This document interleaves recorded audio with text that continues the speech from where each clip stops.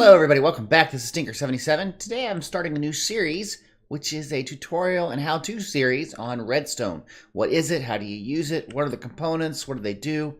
And so we're going to start today real quick with the first and core component, the whole thing, which is redstone dust. I want to talk about what it does, how do you get it, what uses can you have for it, how does it function and work. So we're going to do that, but basically if you didn't know, redstone in general is a way to control items inside of Minecraft. The way you can control doors or fences. You can make things light up. You can control how hoppers sort. You can do pretty much anything you want. Any interactivity that you want to do, you're pretty much going to use redstone. And we're going to be just showing you something real quick here. Here's a little bit of redstone dust. You can see it's like a line. And I just want to show, let's see, let's make a lamp. I'm just making this, I'm winging it. We got it there, let's put a button down. And you can see just with that like that, the button, the wire going to the lamp, and it lights up. This is redstone. We're doing something interactive with the environment. This is very cool, okay? So let's go on to how do you get redstone. I'm down in a cave or mine, and you can see here's what redstone ore looks like. It's pretty cool. It's pretty easy to see. Looks kind of like stone with a little bit of red. One little interesting thing is when you walk over it or you activate it, it's kind of hard to see here, but you can see how it lights up a little bit. That's because it emits some light, a very little bit of light if you're standing on it or interacting with it. And that's something to know if you're mining. You can always tell when you're on redstone because it lights up. Now, we are down here at layer 11. I don't know if you can see that in the left side of the screen. Because redstone ore basically is generated on Y level 16 and below. From 16 down to bedrock, you will find redstone. You won't find it anywhere else, okay? So here's the most common way people find redstone. Now, you need to have at least an iron level pick or better. So that's iron. That'd be diamond picks, or that'd be some sort of enchanted diamond picks. And depending on what you use, determines how much redstone you get. So here we have this. You can see we get some redstone. I got 5 just with my iron pick. That's actually kind of high. Now, let's do it with the regular diamond here. Okay? You can see I got 5 more, but I should have gotten a little bit more. It just depends. It's random. Now, this is a Fortune 3 pick. You can see we have 10 redstone. We hit this. We have 16. So Fortune 3 will get you typically more redstone. So this is the primary way that people find redstone is they go around and mine it. Look at that. Just real easy. There we have redstone dust. We're ready to go. Ready to go.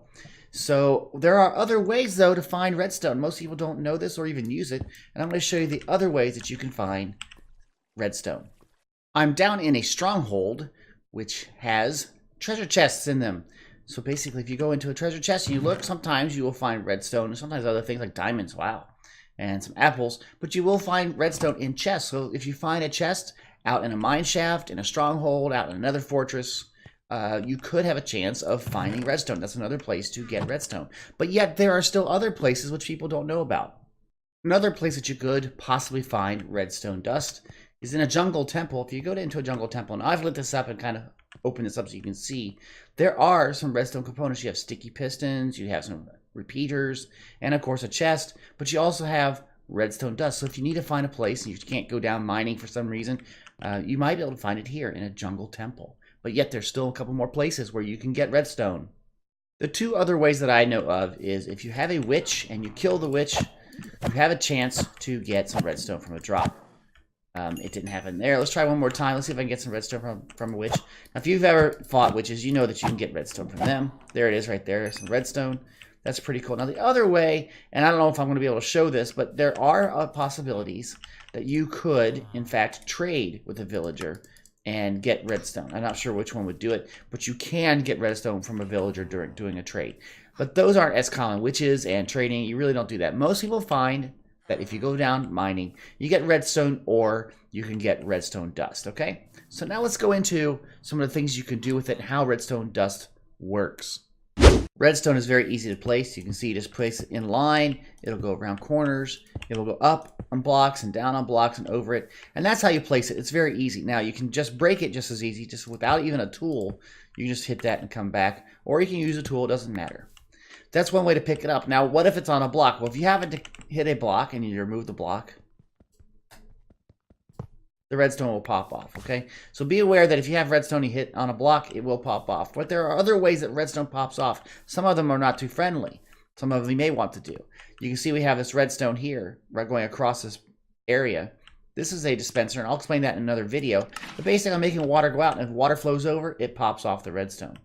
So water is usually bad for redstone contraptions and designs that you do. Just have that in mind when you're building it. Another way that gets rid of the redstone, but doesn't let it pop off, it just gets destroyed, is lava. And there it is. And you can see this lost the connection, okay? That's another thing. Another way is if you happen to move it with, say, a device like a piston. You can see there's redstone in front of it here. If I click this button to make the piston fire, it pushes it out, but it does give you the redstone so you can put it back. So be aware when you're making your designs that there are ways that the redstone can actually be disconnected or destroyed, okay? Now let's get to really using redstone and talking about what it does. Redstone is a way of sending signals between items, okay? So I'm going to put a line here. You can see they're all dark. They're kind of a dark color. Now, just for an example here, I'm going to show you a redstone torch and also a redstone block. Let's do the torch. They're basically exactly the same thing as far as what they do for powering redstone. So you can see I put it right here and it says, oh, wait, I'm connected to this. I have power. But if you can tell, it kind of dims a little bit. And that's because it has a signal strength. It kind of fades as it goes further and further away.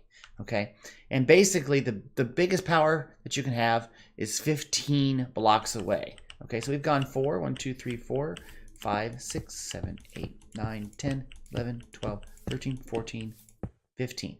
And you can tell it's active because look, it has this little particle effect. Looks like little redstones coming off of it. And as you can see, it gets from lighter to darker, but then now in the 16th one, it's not powered at all. Okay, so there is a limit on how far you can go with redstone. Now, there are things that can boost the signal and that sort of thing, and we'll talk about that later. But just bear in mind that this is a signal transfer system. That's what redstone really is used for as far as being in your projects, okay? Now, there are neat things you can do with redstone. For instance, let's do something here. Let me grab a block. Any block will do, okay? And it goes into this block. It actually powers this block. Okay, now what we're going to do here is I'm going to take this torch and put this here. See, now there's no signal here. Even though this torch is on, this one's off. And I believe if I invert this, it turns this on. Torches have a function of inverting redstone signal.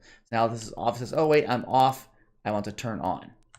If I put this torch back, if this is on, it says, oh wait, I'm on, I want to invert to go to off, and it passes that around.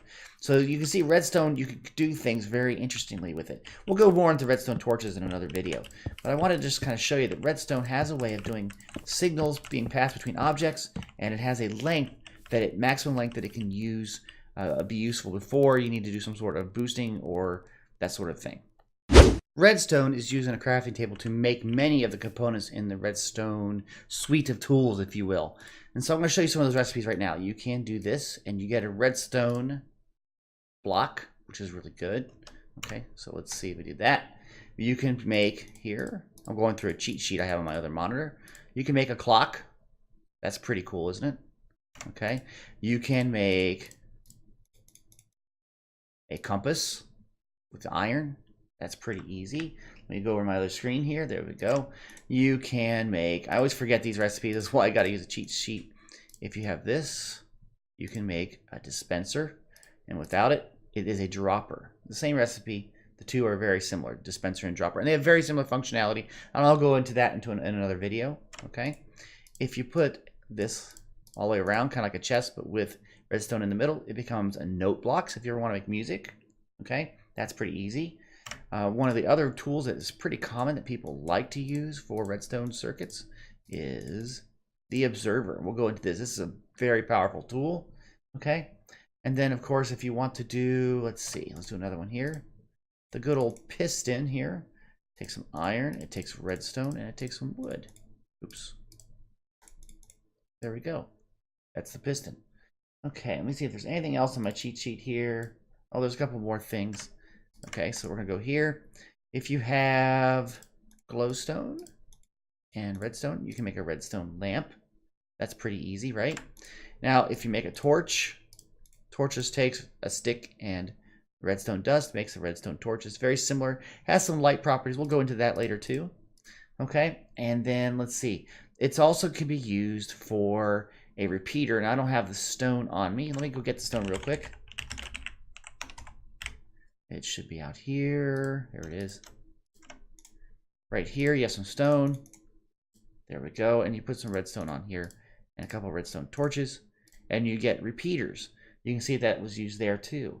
What else? I think there's one more that redstone is really used for that I see on my cheat sheet. I'll put that here. If you have iron, like that, you put a redstone here and you put a stone pressure plate, you get the detector rail. Okay, so those are some of the things that you can make with redstone dust. Okay, and it's pretty cool. The functionality of all those will be explained in later videos as I go through this series on redstone.